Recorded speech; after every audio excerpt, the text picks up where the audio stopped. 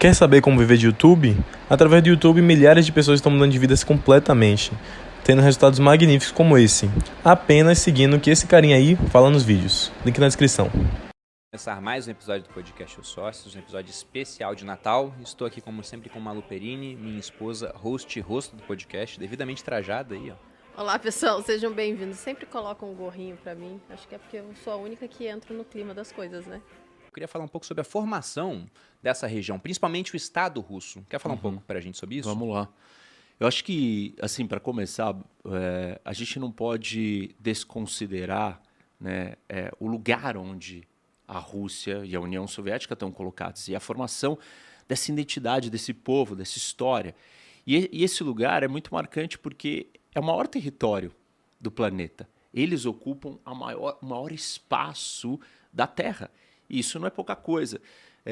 A gente costuma até, assim, eu costumo fazer a seguinte referência ou comparação, né? Quando você olha para a França e você pergunta assim, a França, ela faz parte do quê?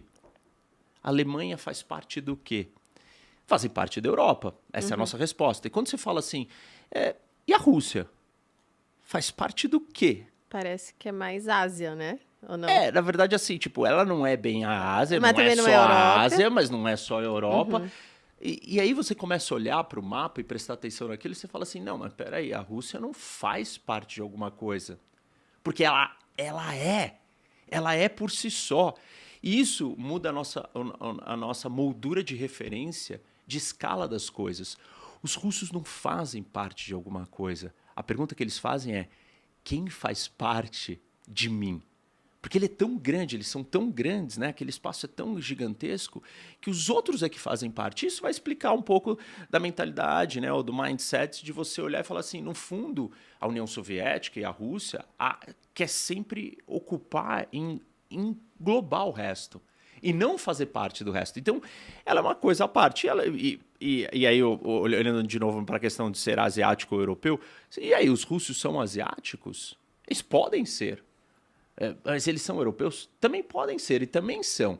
Então, na verdade, eles seriam uma categoria à parte, talvez, de um jeito bem simplista de colocar do ponto de vista, social, nacional, geográfico, étnico. E é uma mistura mesmo. Se você olhar os povos da Ásia e a transição, até física, né, para os povos europeus, os russos estão bem no centro dessa história.